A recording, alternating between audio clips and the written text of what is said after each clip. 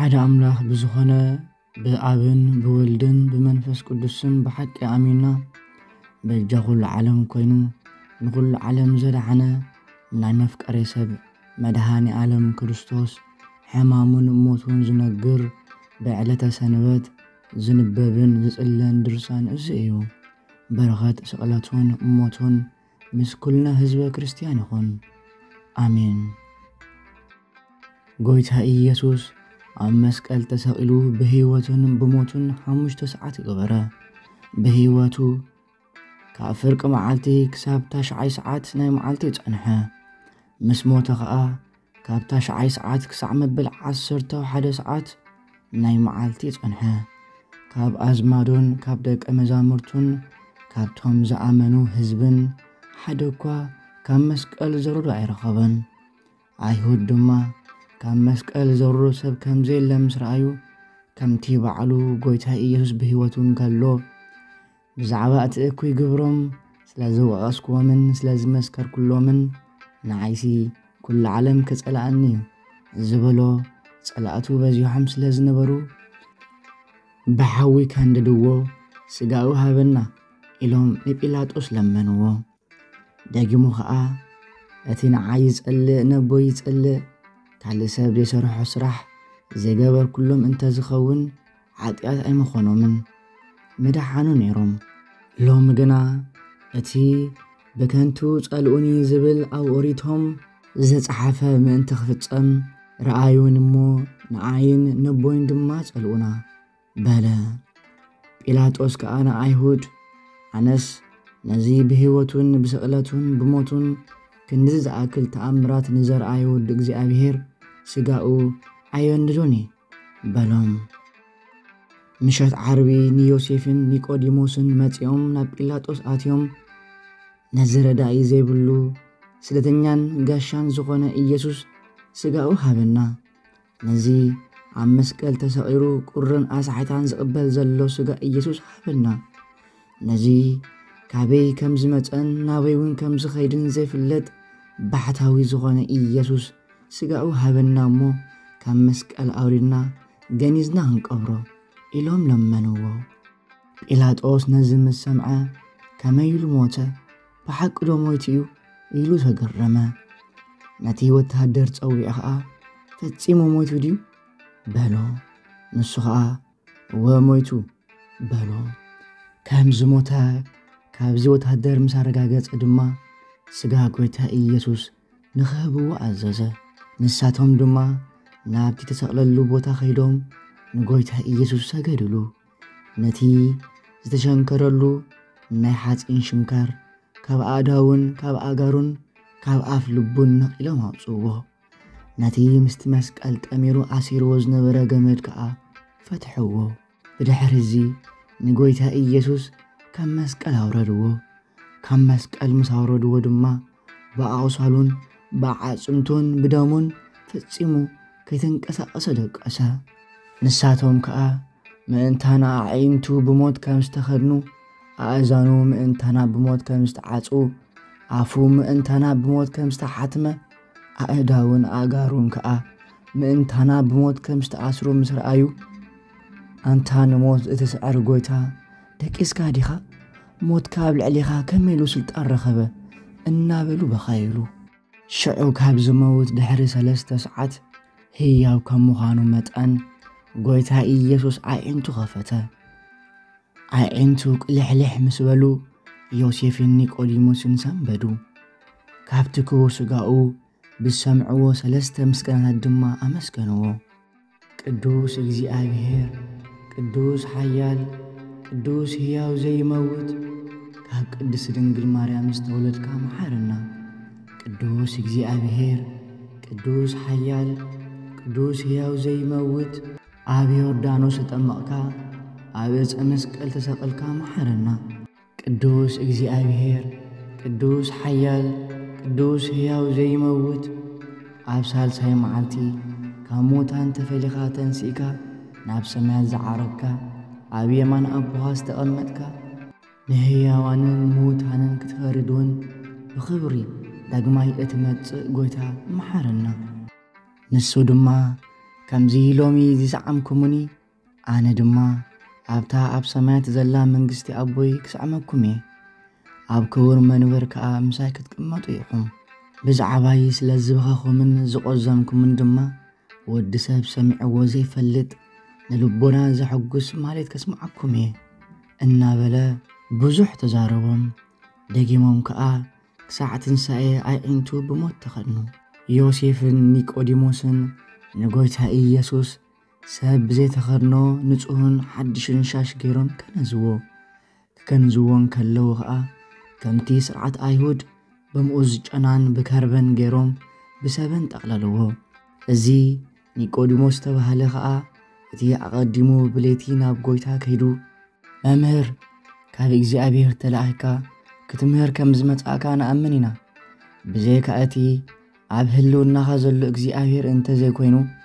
ነቲ ንስኻ እትገብሮ ዘለኻ ካልእ ክሰርሖ ኣይክእልን እዩ ዝበሎ እዩ ጎይታና ድማ ከምቲ ሙሴ ኣብ በረኻ እንተመንሰቐሎ ከምኡ ከዓ ወዲ ሰብ ክስቀል ኣለዎ ኢሉ ምስጢረ ስቕለቱን ሞቱን ገለጸሉ እቲ ብኡ ዝኣመነ ዘበለ ኩሉ ናይ ዘለዓለም ህይወት ደኣ ይረክብ እምበር ኣይጠፍእን እዩ ከመይ እግዚኣብሔር ነቲ ሓደ ወዱ በጃ ዓለም ገይሩ ክሳዕ መሃብ ነዚ ዓለም ኣፍቀሮ እቲ ብኡ ዝኣምን ዘበለ ኩሉ ናይ ዘለዓለም ህይወት ደኣ ይረክብ እምበር ኣይጠፍእን እዩ እግዚኣብሔር ንወዱ ንዓለም ከድሕን ደኣ እምበር ንዓለም ክኾነን ኢሉ ናብ ዓለም ኣይሰደዶን እቲ ብኡ ዝኣምን እውን ኣይኩነንን እዩ ከምቲ ብሓድሽ ሻሽ ገይሮም ዝገነዝዎ ከምኡ ድማ ሰብ ኣብ ዘይተቐብሮ ሓድሽ መቃብር ቀበርዎ ዮሃንስ ድማ ኣብቲ ንጎይታ ኢየሱስ ተሰቕለሉ ከባቢ ናይ ተኽሊ ቦታ ኣሎ ኣብቲ ናይ ተኽሊ ቦታ ከዓ ሰብ ዘይተቐብሮ ሓድሽ መቃብር ነበረ ይብል ንኣይሁድ ምሸት ዓርቦም ስለ ዝነበረ ንጎይታ ኢየሱስ ኣብኡ ቀበርዎ ዝተሰቕለሉን ዝተቐብረሉን ከዓ ጥቓጥቓ ነበረ ዓብይ እምኒ ኣንከራርዮም ድማ ኣብ ኣፍ እቲ መቃብር ኣነበርዎ እቲ መዓልቲ ከዓ ናብ ቀዳም ዘውግሕ ምሸት ዓርቢ ነበረ እተን ካብ ገሊላ ጀሚረን ዝሰዓቡ ኣንስቲ እቲ መቃብር ንጎይታ ኢየሱስ ከመይ ኢሉ ከም ዝኸኣሎን ንሱ ኣብ ሰማይን ምድርን ሙሉእን ከሎ ከመይ ኢሉ ከም ሙታን ኣብ ሰለስተ ዝእመቱ መቃብር ከም ዝተወሰነን ተመልከታ ዮናስ ኣብ ከርሲ ዓሳ 3 መዓልትን 3 ሌሊትን ከም ዝሓደረ ከምኡ ድማ ወዲ ሰብ ኣብ ከርሲ መቃብር 3 መዓልትን 3 ሌሊትን ክሓድር እዩ ኢሉ ተዛረቦ ቃል ሓቂ እዩ እሞ በቲ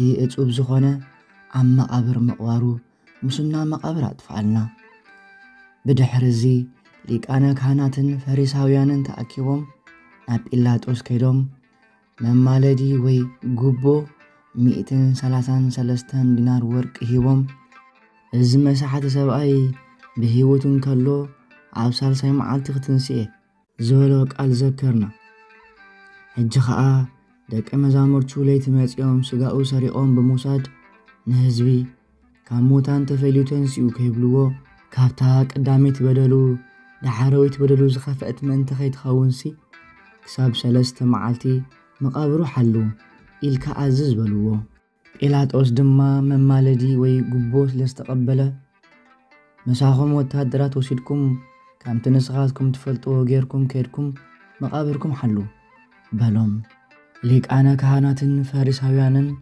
ምስቶም ወታደራት ከይዶም ነቲ መቃብር ብ99 ማሓተሞም ሓተምዎ ኣብኡ ከዓ እቶም 4 ኣሕሉቕ ምስቶም 400 ወታደራት ክሳብ 3 መዓልቲ መቃብር ጎይታ ኢየሱስ እናሓለዉ ተቐመጡ ንሞት ዘሰንፍ ንሞት ዘጥፍእ ንሞት ዝቐትል ንሞት ዝስዕር ጎይታና ግና ከምቲ ንኣይሁድ ነዚ ቤተ መቕደስ እዚ ኣፍርስዎ እሞ ብሳልሳይ መዓልቲ ከተንስኤ ዝበሎም ብሓቂ ካብ ሙታን ተፈልዩ ተንስአ ከምቲ ኣንበሳ ካብ ድቃሱ ቀልጢፉ ዝትንስእ ወይ እውን ወይኒ ሰትዩ ዝሰኸረ ሓያል ቀልጢፉ ከም ዝትንስእ ንሱ ድማ ሞት ኣጽኒዑ ክሕዞ ኣይክእልን እዩ እሞ ብሓይሊ ኣቦኡን ብሓይሊ መንፈስ ቅዱስን ብስልጣኑን ማእሰርቲ ሞት በቲኹ ቀልጢፉ ተንስአ ነቲ ዝተገንዘሉ ልብሲ ሓዲጉ ልብሲ መንግስቱ ለቢሱ ተንስአ ከምቲ ክውለድ ከሎ ማህተም ድንግልናኡ ኣዲኡ ዘይለወጠ ከምኡ ድማ ክትንስእን ከሎ ማሕተም መቃብሩ ኣይክፈተን። በቲ ዝተገንዘሉ ልብሲ ከዓ ዓይኒ እቲ ሓለቓ ሚኢቲ ሓወየ። ጲላጦስ ኣብኡ ስለ ዝቐበሮ በቲ ተቐብረሉ ነቲ የማናይ ሽፍታ ኣተንስኦ።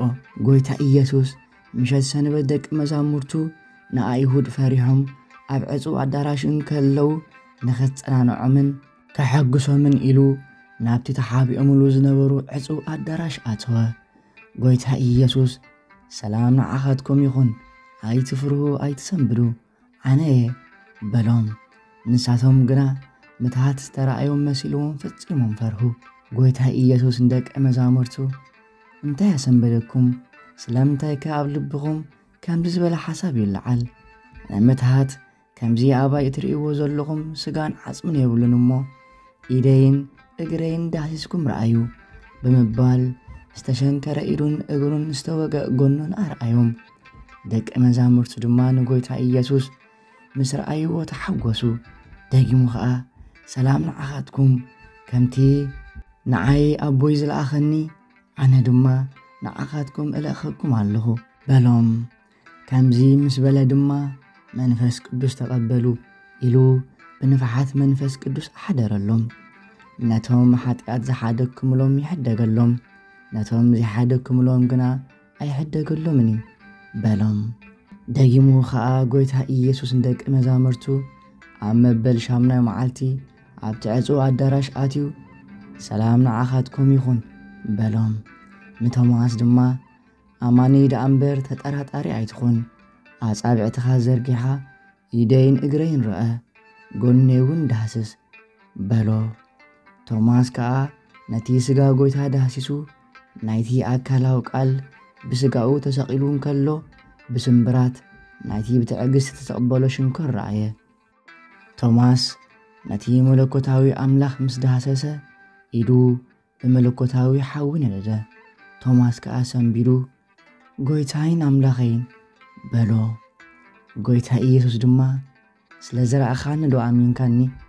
እቶም ከይረኣዩኒ ዝኣምኑኒ ግና ብፁዓት እዮም ኢሉ መለሰሉ። ጎይታ ኢየሱስ ከዓ ኣብዚ መጽሓፍ እዚ ዘይተጻሓፈ ካልእ ብዙሕ ተኣምራት ኣብ ቅድሚ ደቀ መዛሙርቱ ገበረ።